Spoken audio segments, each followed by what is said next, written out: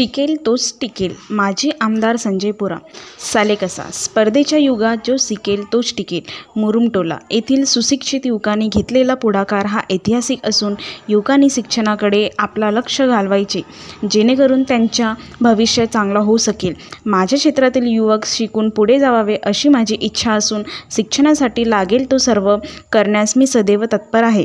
ज्यांना काही शिक्षणासंबंधी मदत हवी असेल त्यांनी माझ्याशी बिनधास्त बोलावे असे प्रतिपादन सालेकसा नगरपंचायत अंतर्गत मौजा मुरुमटोला येथे सुशिक्षित युवकांनी उभारलेल्या डॉक्टर बाबासाहेब आंबेडकर वाचनालयाच्या उद्घाटन प्रसंगी अध्यक्षस्थानी बोलताना माजी आमदार संजय पुराम यांनी केले.